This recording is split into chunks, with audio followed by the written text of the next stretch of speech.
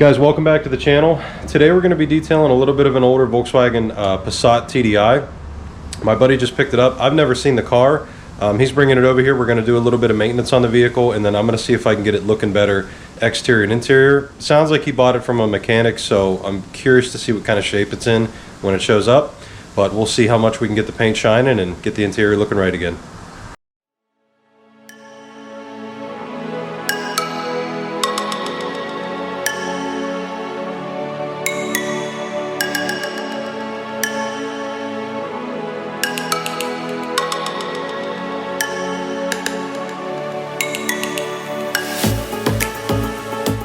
Whenever you're getting ready to do a paint correction, one of the most critical parts is the actual inspection before you start. Someone had tried to do some sort of buff job or polishing job on this car. You could tell they used a rotary. There were swirl marks and streak marks and pigtails all over the car. So stay tuned to the end. The reveal is pretty awesome. The car came out like a sheet of glass.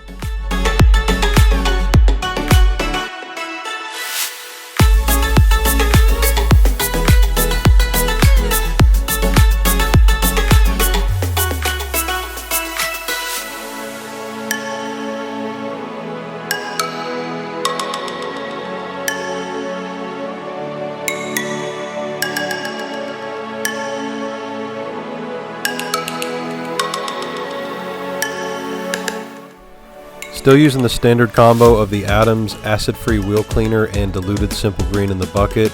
This car is driven to a dirt parking lot every day, so it's not a surprise that a ton of contamination came off the tire itself. It does have the winter steel wheels on it. The car usually looks a little bit better in the summer when it's dressed up, but right now it is in winter mode, so we'll do our best to just do a quick cleanup on this and then we'll get to the paint.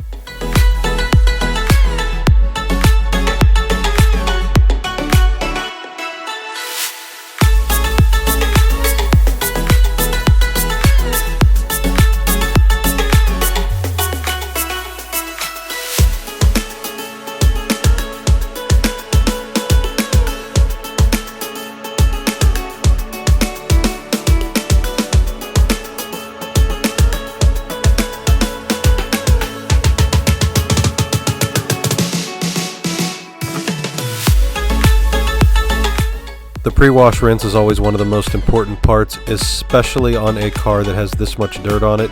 You want to lift and remove as much of that as possible. Now, the reason I didn't foam the car ahead of time was because we knew we were doing a paint correction, and to save time, we just hit it with a microfiber towel, 2-bucket cleaning method, the McGuire's car shampoo. Didn't inflict a lot of new damage, so it was worth it, and the polish went really well, and the car came out great.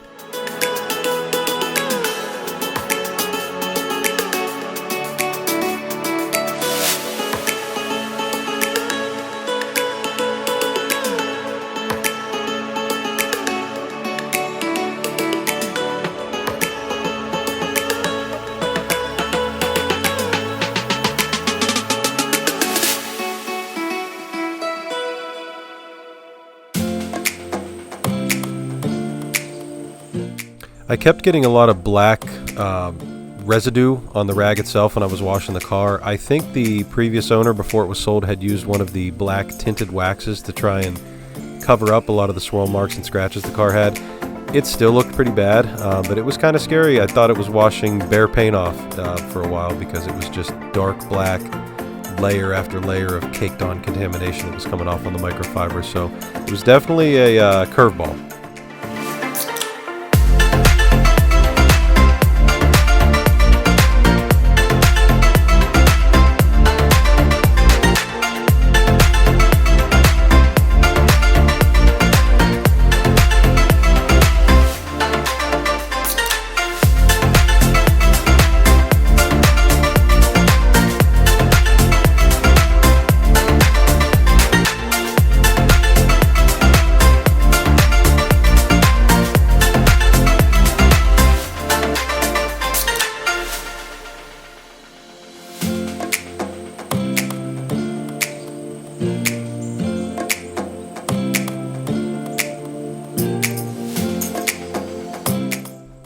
I was purposefully washing the back of the car last.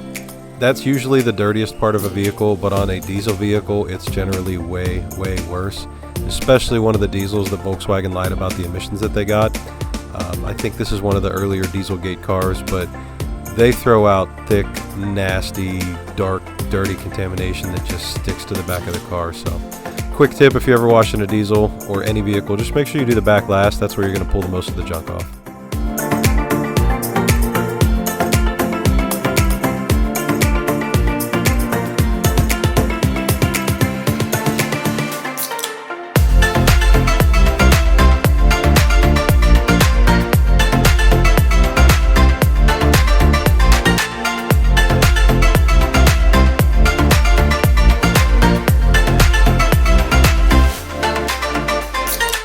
I'm using the synthetic clay mitt again on this car. It pulled off a ton of surface bonded contaminants.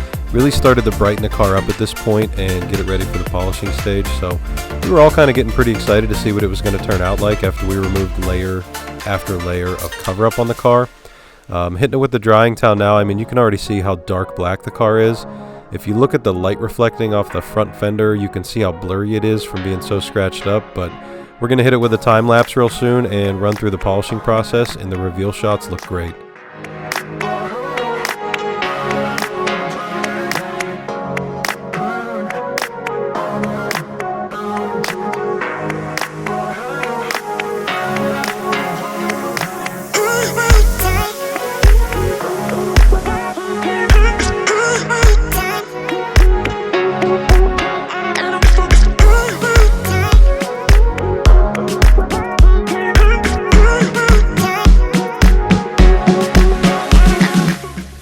So if you focus on the light in the detailing light, you can see every peak of the orange peel is blurry. There's a lot of light being reflected back that's super blurred out. You can see all the scratches that are on it.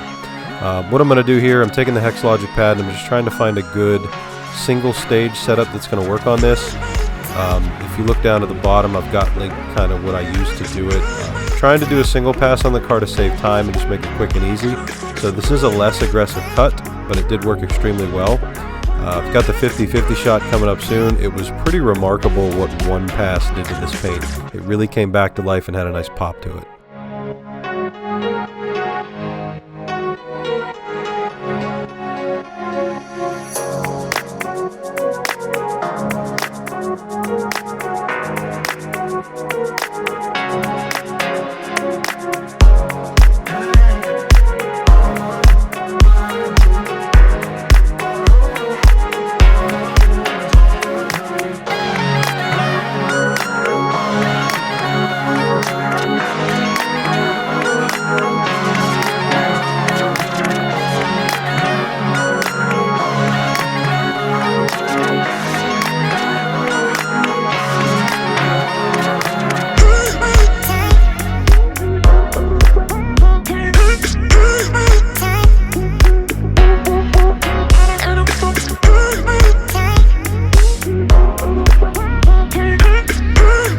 So I did a little bit of a different style video on this. My buddy's actually in the corner. He's changing the fuel filter and the oil while we've got the car lifted up and I'm doing the polish. So I'm just going to kind of be quiet here in the background, hit it with a time lapse with some background music. So sit back, relax, and enjoy the transformation.